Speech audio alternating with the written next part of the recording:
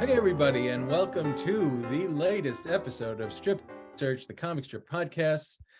This is the March episode. I think we are in March, aren't we, Dave London? I feel like we're in the zombie apocalypse. I have no idea what day, month, year, where things are going. Yeah, I mean, it was not winter for the first few months of winter, and now we're going into March and it's snowing. I couldn't keep trying. So, but we have another podcast, so we're at least being uniform in that. Yes, we are here, no matter what month it may be. We are here to talk comics, comic strips, comic books. We have a great guest coming up, Christian Gill from Boston University, going to talk about really an amazing comics exhibit that they have going on there. But before that, there's actually some. We were talking last podcast about it. There's no news, very quiet time in the comics culture, but since then there's been, I would say, a very big story. Would you not agree? I would agree. In fact, do you want to take, don't bury the lead, as you journalists say? All right, and I will dive in. There is a new book coming out later this year called The Mysteries, written by none other than Bill Watterson, creator of Calvin and Hobbes, maybe certainly one of the top 2 comic strips of the 20th century. And he did it for about 20 years and 10 years. I think it was 1985 to 1995 was the entire run. And created quite a legacy for himself, and then basically disappeared off the face of the earth. Doesn't do interviews, hasn't done any new work, didn't create a Facebook page and draw new strips on it like we saw with Bloom County. But all of a sudden, here he is, working with John Cash, who's a very well-known and well-respected artist and caricaturist, on this graphic novel. And he's listed, it's interesting, if you go to the page on simonandschuster.com, he's listed as the sole author, Watterson. And then under about the illustrator, he and John Cash are listed. So it's hard to say sort of what this thing is going to look like and what his contribution is going to be in terms of the actual drawing of it. But apparently he is the mastermind behind the story. So what we really should do is, when we have him on as a podcast guest, we can just ask him all these questions. Exactly. I'm going to call him up right after this. Say, Bill, we'd love to have you on. We can squeeze you in. I might be tricky, but for you, we'll do it. We'll bump JD Salinger. Right, exactly. For him, I'll get with the Salinger. So we'll see. So hopefully we will get a chance to ask him, but even if we don't, we will see it when it comes out on October 10th, 2023, right around your birthday date.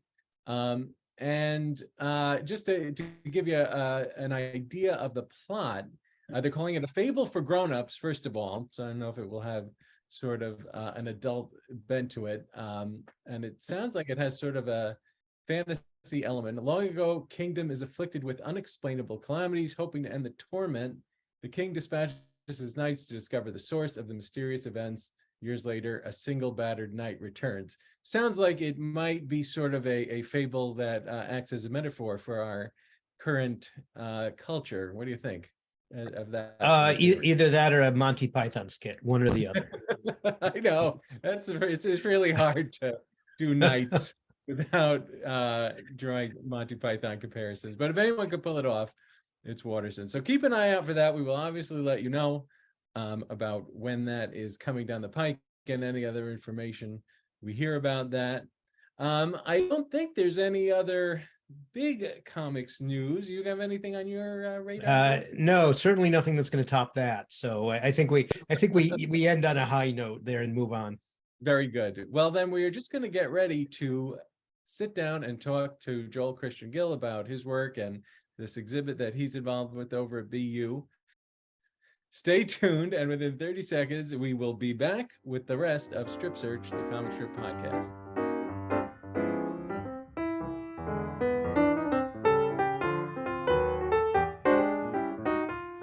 Hey, everybody, and welcome back to Strip Search, the comic strip podcast. I am Pete Chianca, here as always with Dave London. And now it's time to introduce our very special guest this month. Joel Christian Gill is a cartoonist and a historian who recently curated the exhibit Comics is a Medium, Not a Genre, now running at Boston University, where he also happens to be the inaugural chair of the school's Master of Fine Arts in Visual Narrative. He's the author of the acclaimed graphic memoir Fights, One Boy's Triumph Over Violence, and the award-winning graphic novel series Strange Fruit, Uncelebrated Narratives from Black History, as well as 3 volumes of Tales of the Talented Tenth, all highly recommended. He is currently working with Ibram Kendi on a graphic novel version of Stamped from the Beginning, the definitive history of racist ideas in America. Welcome, Joel Christian Gill, to Strip Search. Thanks for having me. It's our pleasure. Whenever I hear that introduction, I'm like, that's a lot of stuff. That's a lot of stuff, man. I don't know where you're getting all the time, but it's impressive. So I guess the logical place to start is your current project, this exhibit that is ongoing. It's been open for a while. And the name of it, as I just mentioned, is Comics is a Medium, Not a Genre. And I feel like those grown adults of us who read various forms of comics are often trying to explain that to people who maybe don't get it. So from your perspective, as somebody who's spent a lot of time, curating a whole exhibit on it, what does that phrase mean? And, how would you explain it to people who maybe have not considered it or see it differently? Well, I mean, the history of comics in America has been that they have been sanitized for kids. And I remember once when I was teaching at a different school, I had a professor come out. He was a professor in painting, and he was drawing on my Cintiq at the time. I had one of those little more portable Cintiqs, and he goes, "Is those your little cartoons you're drawing?" He like waves his hand in this like little dismissive thing, and I'm like, "New York Times have written about my comics. Have they written about your paintings?"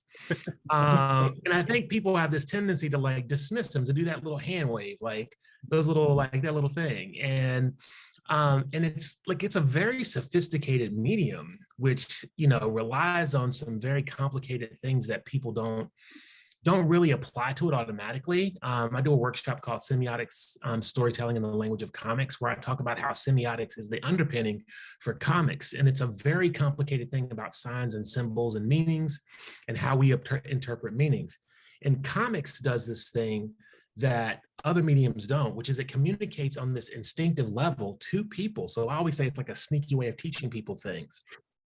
That being the case, comics don't necessarily teach you one thing. They can teach you multiple different things. So it becomes this really pure art form, which, Art Spiegelman said at one point that jazz and comics are the only true American art forms. And it really does. It like teaches you things because it talks to you on this subconscious level.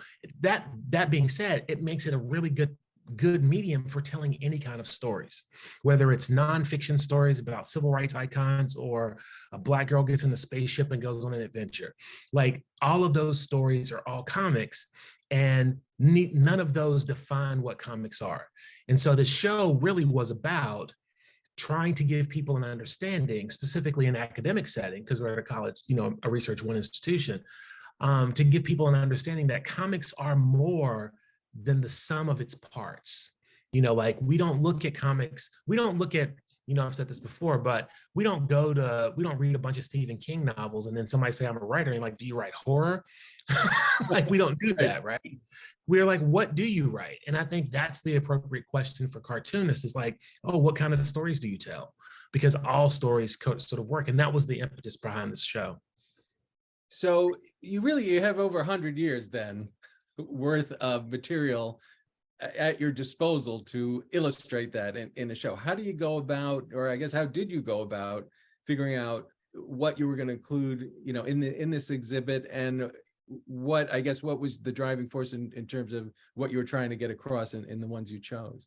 We probably have about 150 years represented in the show, from the early parts of comics, like comics history, including Winsor McCay, George Harriman, we have friends, an opera letter. Frederick Opera wrote a letter. Frederick Opera did Happy Hooligans and Hearst newspapers at the early turn of the century. We have a handwritten letter that he wrote about comics in the old days versus comics in the 1930s. So we have all of these, like these things that, and so like what I did was like, I wanted to put like some history behind it. So I started to break it down into sections because I wanted to make sure that, inclusivity was really important to me. Because all types of people make comics, including George Harriman, who most people don't know was Creole, which would have been considered Black at the time, but he hid who he was by telling people he was Greek in the early part of the 20th century. So I broke it down into BIPOC cartoonists, queer cartoonists, women cartoonists, mainstream, and nonfiction and alternative press, because those encompass a lot of different types of people. And from there, I started with the idea of mainstream, and for that, I was thinking more history, right? Superhero comics, newspaper strips, sort of like the thing that people typically think about. And then from there, I branched off, and I did things, which is like, I called Nate Powell and I said, Nate, I texted him actually. I was like, Nate, can you, would you be willing to put some stuff in the show? And he goes, yeah. I'm like, well, I'd like to have something from March, but if you want to send something else, I'm happy to take that. And he sent 2 pages from March and a page from Save It for Later, which are really great pages. And that was typically what I did. So with Steve Bissett, I said, I'd love to have some Swamp Thing stuff from you. And so Steve and I met like halfway between my house and his, because I live in New Hampshire, he lives in Vermont. We met at this like the Weather Vane, and we ate lobster and we talked about it. And he bought me some pages, like Bernie writes some pages, like, I don't let anybody just see this, Joel. Like, not anybody can just see this. So he says, but to you, I'll let you borrow it. So he brings out these beautiful pages. And it's this, Alan Moore story from Swamp Thing. So that was pretty much how it worked. It was more, calling people up and asking them, like, I'd like to see something that's representative of your work, and this is what I was thinking. But if you have some other things, I'd be really interested in seeing those things. And, I called Dennis Kitchen up. If you don't know Dennis Kitchen, he was an underground cartoonist, or is an underground cartoonist. He's not really underground anymore because people know who he is. But he's an underground cartoonist. He's, he founded a publishing company called Kitchen Sink. I think one of his claims to fame, he was telling me, it was like, I turned down Chris Ware once. Chris Ware wanted to publish some books, and I turned him down. So I can't believe it, but Joel, he wasn't ready. I called Dennis and I'm like, I'd like you being a part of this because you're close to Boston and I'm a fan of your work. And he's like, well, I have the estates of Harvey Kurtzman, Will Eisner, and Howard Cruz. He said, you have any idea? He said, would you want some of that too? And I'm like, of course I would want that. And he said, why don't you just come down to my house and take a look? So I go down to his house and I'm like going through flat files of just like Harvey Kurtzman's figure drawings from when he was in college, and just incredible kind of stuff, which was really amazing. And so that, I was able to choose that stuff. But for the most part, I just kind of told people a general sense of what I'd like to see, and let them choose, and they just chose beautifully. So I understand that you have the original Peanuts strip. Is that accurate? We've got one of the original Peanut strips. And I don't know how this happened. I haven't really talked much about this, but we were supposed to get the first appearance of Charlie Brown, and we got like maybe the 3rd strip, I think is what it is. I think it's like the 2nd or 3rd strip, but it's really early. It's really early Peanuts. Which I don't care. It's still brilliant. I mean, legitimately, I have a book behind me, but right now, just standing in front of that comic and looking at it, because it's really big. It's like, most people don't realize that it's probably like 6 by 6 or 7 by 7, each individual panel. And the way in which he draws like the outline of a face, it's just like a hump for the forehead, little button nose, a little curve for the mouth, and it's like all one brushstroke. And it's just incredible. So I got really obsessed about it for a while, and was looking at my old Peanuts comics, because it's just, I was telling someone else, the really interesting thing about the Peanuts, I think I was probably a late adolescent before I actually considered that Charlie Brown was white. And mostly because, the way in which Schultz draws him, he's really close to a smiley face. And that smiley face is so universal you could pour yourself into it. It has like the ultimate, I say comics are the ultimate empathy machine, and the Peanuts is perfect for that. Yeah, I hadn't really thought about that, but I think that's a really good point. Do you find it's been open for a while, the exhibit, do you find the students are, open to, are they knowledgeable about comics coming in, or are they learning a lot of this sort of as they go? It depends. Some people are like, oh, I remember this, and then some people are like, I had no idea that comics were banned in the 1950s and that we had congressional hearings, because we've got, one of the stories that actually caused the banning, which was The Orphan by Jack Kamen. Dean Kamen, the inventor of the Segway, was gracious enough to loan it to us because he owns it. And so like having, like just going and telling people that, like, that's one of the things, that's like one of the highlights that I go through, is I talk about like the process of like comics being sanitized in the 1950s and the congressional hearings about it, which are really bananas. You can go and look at YouTube. There's some really crazy videos of this like senator, I forget his name, but he's like smoking a cigarette, talking about the dangers of letting your kids read comics. And then he shows these kids and they're like reading comics in the woods. And then one kid rolls the comic up, puts it in his back pocket, pulls out a knife and starts stabbing a tree. Like, it's the reefer madness of comics. It is it's reefer madness of comics, right? It's exactly what it is. So yeah, so sometimes people, I think, have a real clear sense, but sometimes people are just surprised, and mostly because that history is kind of hidden, right? We don't, like, I think it's just in the last 25, 30 years that we've been looking at comics as a very serious medium, whereas in the rest of the world, it's always been a serious medium. Fun fact, most people don't know this, is that superhero comics were banned in Europe for a long time because they were too violent. So they didn't have a superhero comics culture. They have like a different comics culture, which is why you get a lot of literary comics coming out of Europe. And, like, it's just, that's their mass appeal. But yeah, I think it becomes, it's interesting. Like, some people are very much like, I know exactly what this is. And some people are like, I had no idea. I didn't know that Peanuts were drawn this big. I didn't know that, like these comics were drawn in the 1890s. I didn't know that. I had no idea the Yellow Kid was this big. You know what I mean? It's like those kind of things. You had mentioned hidden history, which is actually a good segue to talking a little bit about your own work, because I feel like that's something that you've done. In particular, I've read both of your Strange Fruit books, which were great, and the subtitle was Uncelebrated Narratives in Black History, and I know I learned a ton. I think basically all of them were new to me, which is probably not unusual, sadly. So what led you to take on that project? And it's been a little while now. So what has the reaction been to it as you put those out? I mean, I first started drawing Strange Fruit because I was struggling trying to tell my own stories. And so being able to tell stories that are already put out there, that are already sort of like, you've got like a character, you have like an environment, you've got an escalation, a denouement, you've got rising action, declining action, you've got spark, you've got all these things that happen in a story. And all I got to do is figure out how to put it in order.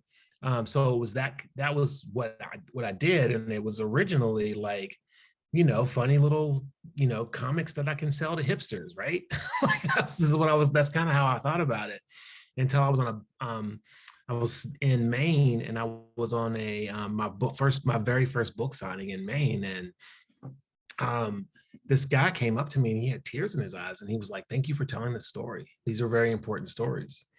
And so that's pretty much how people have sort of viewed it, that these are very important stories about Black history, about American history. And, like, people tell me stories too, which is another really interesting thing that I don't think I've told a lot of people this, but a lot of those stories came to me because people came up to me and was like, have you heard of this person? Have you heard of that? And so I would do the research and find out these very interesting stories. And I have like a backlog of probably like 200 individuals. And people tell me, like, I get Facebook messages from random people's aunts and grandmas sometimes saying, hey, have you heard about this person? You should do a story about that. I heard this thing on the radio the other day, and you should tell that guy that does this, you know. So I get those occasionally. But yeah, there's, you know, like, you know, it's a really, especially right now when we're in the process of talking about how history is being whitewashed again, we always get these backlashes, and it's very cyclical. As racism in America is cyclical, so is these moral panics, right? If it's not comics, it's rock and roll. If it's not rock and roll, it's, you know, weed. If it's not weed, it's, you know, crack. If it's not, or the perception of the super predator or hip hop or gangster rap or something. There's always like something, right? Conservatives typically don't have good ideas or good ways in which to put their ideas out into the world. So they basically harp on these like social issues that are very detrimental to people, right? Like it's really interesting, like just in that cyclical thing, like the idea of political correctness was another moral panic in the 1990s, but most people abide by it right now. Right? It's like we've gotten to that place. And so telling the stories, telling the histories of people who haven't been celebrated just seems like a no-brainer to me. But you know, the wages of whiteness are really strong in America, and I don't, you know, like it's going to take, you know, we may not ever get past it, but that doesn't mean I don't stop. I'll continue to tell these stories because I think they're important, and I think the stories of disaffected Black people in America are probably, you know, the most American type of story, right? Our national anthem, our national motto is E pluribus unum, and what's funny about the concept of race is that Black people are made up of multi-different cultural peoples, but out of many multi-different cultural peoples, we become one. So we are like truly American. And it's only with the fight for the enslaved, the fight for voting rights, the fight for women's rights, the fight for LGBTQIA plus people that America actually lives up to her promises. And so I would make an argument that when we do these things, when we tell these stories, we're doing the most American thing we could do. Extremely well said. And I know, you know, it is cyclical to an extent, but, you know, Dave and I have been around for a while, and I can't recall being as alarmed as I sort of have felt lately about what is going on with, you know, some of this stuff in Florida, for instance, where, you know, the books being removed from classrooms for review, so to speak. Yeah. And why do you think, you know, and I know, like I said, it could be rap music, there's a lot of things that sort of engender this kind of panic. But why do you think comics scare people so much? This is something we had Hillary Shute from Northeastern on talking about Mouse during the last sort of round of people trying to get rid of that. And she had said something to the effect of that she was troubled but not surprised because comics scare people to death.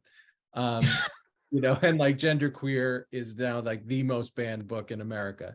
Does it have something to do with being able to see it as opposed to read it? Like, why do you think people get so freaked out? You know, like, I know Maya Kobe, and he is a incredibly wholesome individual. So like, I don't even understand. Like, honestly, some conservative politicians, Maya Kobe is the one I would leave with my children. I think it's because they are empathy machines. Because, you know, the thing that I think scares people in power who are people who really rely on the othering of other people's is what happens is when we get unified, right? There's that hokey image, you know, like there's Black power on one side and white power on one side, but the thing that really scares them is, you know, like a Black hand and a white hand shaking hands, where, well, that's really hokey and kind of stupid. There's some truth in that. There's some truth in that. And then at every point in American history, in our history of our society, when those things start to become closer, when from the first one, right? Nathaniel Bacon's rebellion, when Nathaniel Bacon unifies the black enslaved Africans and the white indentured servants against the planter class, it scares the crap out of them. Right, so they actually have to go hard in the opposite direction. Happens in North Carolina after the Civil War with the Fusion Party, where you had these Black Republicans and these white poor Democrats who started to come together and form this Fusion Party, which is this government against the planter class. We get the only known coup in American history, where they take over into Wilmington, North Carolina. So it scares them, right? And because comics are this empathy machine, right? It's a vehicle for telling stories that you don't have to spend a lot of time giving words to. People can see images and it can feel more real. Like sometimes kids who read a lot, and this is something that the American Library said, I think is like a book is a movie you can read in your head. A comic is a movie that takes place while you're ingesting it at the same time. So you're getting multiple modes of visual and written images that are coming in. So it just does something different to your mind. It does something. And there's papers. I know there's lots of academic papers about the idea of how comics communicate and what it works. But I think ultimately it's about that empathy. It's about, those simplistic characters that you can pour yourself into, like a Charlie Brown. And because the way they're drawn, we can see ourselves in them, because they're not so specified. I want to kind of switch topics, but I sort of feel bad because we're talking about some really important, very sort of intensive conversation here, and I kind of want to go towards the art side of the talk. So just sort of forgive me for diverting now. But something that you'd said earlier on, or so when we were talking about you deciding what to put up for the various comics and how you divide it up into various categories, but you wanted to have the fluidity of the presentation. So two questions. One is very specific to you and your personal art and what your medium is. What do you use to draw? What paper and pens? And you talked about the Cintiq, and so that made me think of sort of a more global perspective. A lot of cartoonists, I suspect, who have moved to the electronic arts don't have the original. Hey, did you run into a situation where maybe there was something you wanted to put up as part of the exhibit, but you didn't have a physical original? And how did you handle that? We printed it out and put it up. Well, that's easy. Okay. I mean, Nick Sosanis, quite the same, but it works. Yeah, I mean, it's Nick Sosanis, he did his book on flattening, which was the first dissertation done in comics. And it's a really beautiful book. It's like, I always tell people, it's an erudite version of understanding comics, a more erudite version of understanding comics. But it's like putting up the digital, like this is an argument about art in the age of mechanical reproduction. And Walter Benjamin posed this question decades ago, where he was like, is it the idea or is it the actual individual work? And that's, and in my opinion, it's a combination of both of those things. And digital materials means that you can mass produce all these things, but does it have less interest if it's mass produced? But I would say that the digital prints that we got for Nick's work represent the actual original work, because they were done digitally. My argument is that it doesn't really matter. It matters for the original, the Crazy Cat comic that we have, or the original Dykes to Watch Out For, or any of those things, because they were drawn on pencil and paper. And so having a digital artifact doesn't necessarily make it less important, especially if you can turn your individual pages into an NFT. Like NFTs for the sake of NFTs don't make sense to me, but NFTs is sort of like taking an entire book and all the documents that you created digitally, because I create a lot of sketches. I draw on my iPad. There are a lot of sketches on my iPad. There's a lot of stuff in Photoshop. There's still lots of layers and stuff. There are things that I'm sure people at some point might want to look at and go, oh, look at this. You can see the layer where he decided to make this change. So by taking all of those things, and I'm in the process of creating NFTs of all my books, not to sell, but to give to institutions so that they can house them at some point. So, and then just to make sure we talk specifically about your art, are you drawing both traditionally and digitally, or have you just gone digital? Yeah, I don't draw. I mean, I don't do any work like, I don't know, real exist in time and space work. I draw on an iPad. I draw on a Cintiq. I draw on my phone. So I draw all the time. And I draw in my sketchbook too. So I'd still draw in my sketchbook, mostly just ideas and sort of daily stuff in my sketchbook, just kind of get an idea. But for all of my work, it's all digital. I work in Clip Studio Paint, Photoshop, Procreate, most of the other drawing programs like Procreate, Clip Studio Paint, and Photoshop are typically the most that I work in. Then there's Illustrator and InDesign, so I do some stuff in InDesign as well. Pete, you look like you're about to ask something. No, this is all as the guy who does the writing in the Dave. It's all fascinating to me, and I don't understand it. Pete, I know this is when I geek out and ask people about their tools and techniques, and so I mean, I could go. Yeah, and I when I was first getting into comics and spending time, I was very particular about all the materials that I would use.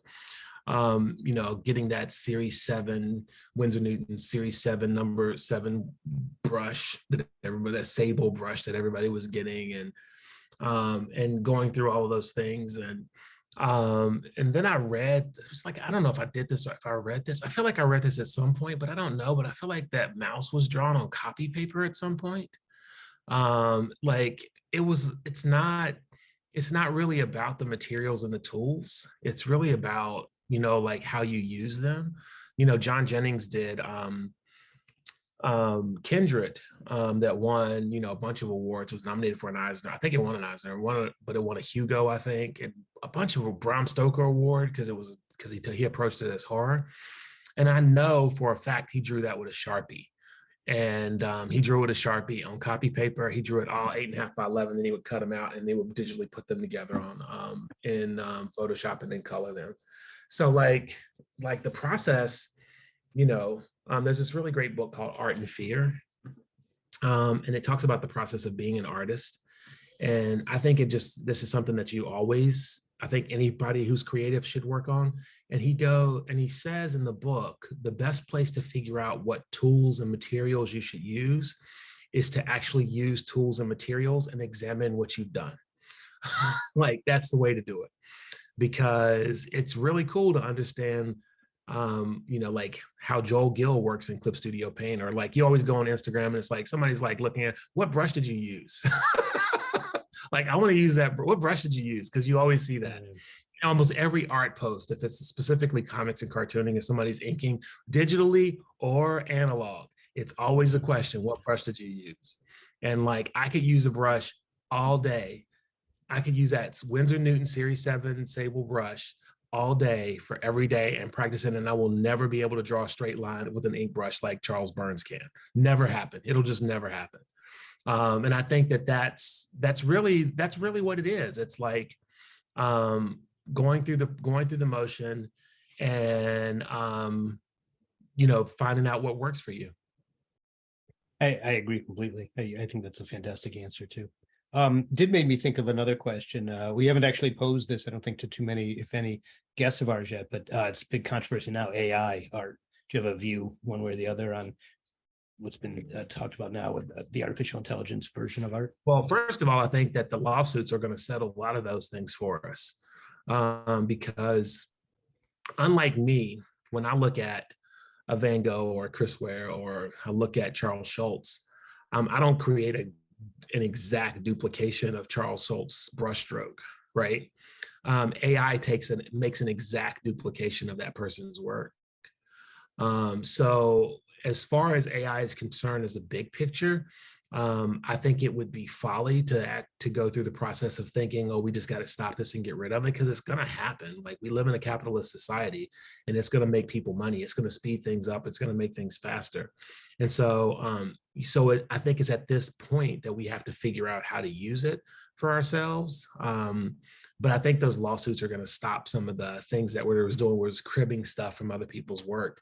And the really interesting thing is, like, it almost is becoming a style in and of itself, in my opinion, specifically those creepy, I don't know if you've ever seen those creepy, like Rick and Morty done as an 80s, sci-fi drama. And you see these like really creepy pictures, and I'm like, I can always tell they're AI, but I always love looking at them because they're so uncanny and just weird.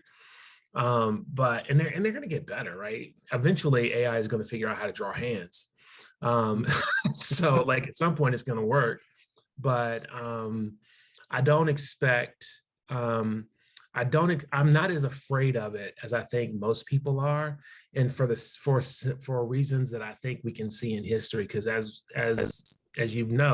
these things are all cyclical. I keep talking about it. It's almost like we live in a machine or something, but these things keep coming back. Like in the mid 1840s, we got the photograph, and it was supposed to put painters out of business. We still got painters. You know what I mean?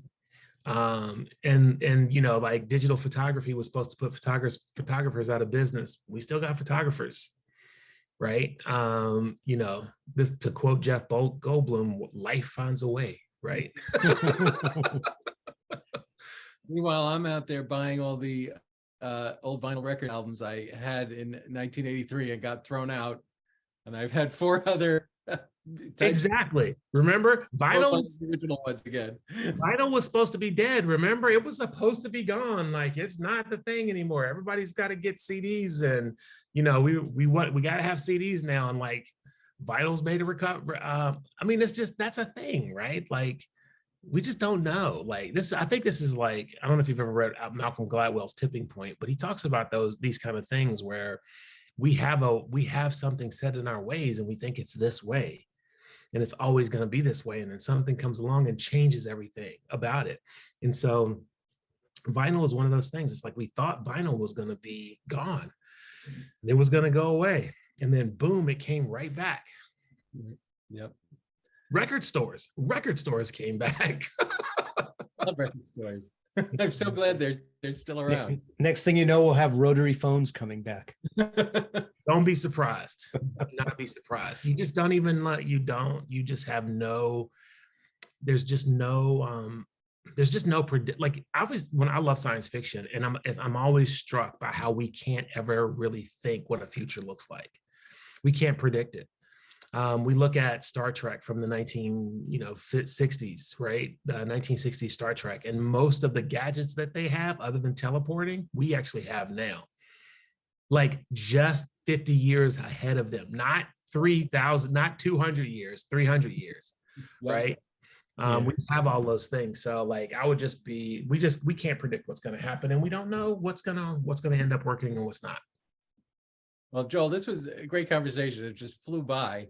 But before we go, I want to make sure to give you a chance to let people know anything else you want them to know, either about the exhibit, how they can find out, more about it and how to see it, and also about anything about your own work you'd like to get out there. Yeah, I think the exhibit closes on March 24th. So come down. We're open on Tuesday through Saturday, 11 to 5. And if you're looking, come with a big group and you want to bring people, just send me an email. I can get you in on a Monday. It's possible. And the Ibram Kendi book that I just finished, it's actually finished. It's actually you can pre-order it now on Amazon. Stamped from the Beginning, a graphic history of racist ideas in America is not out, but it's going to be launching on June 6th. So you can pre-order it right now. So we're driving up pre-orders. We just announced the cover yesterday. So you can go to my Instagram, see the cover, go on, bookshop.org. You can go on Ibram's Instagram or social media. We have it everywhere. So. Excellent. Well, Dave and I are planning to come down and see the exhibit ourselves. And together, actually, we're going to come down together and do it. So, and we'll encourage all of our listeners and readers to please do the same. All of the information that Joel was just talking about, we will list on our website, petpeevescomic.com/podcast, and including links and samples and some other things that you need to know. And Joel, thank you so much again for coming by. Well, thank you for having me. I enjoyed the conversation. Excellent. Well, we'll see everybody else next month on another episode of Strip Search, the comic strip podcast. Thanks, everybody.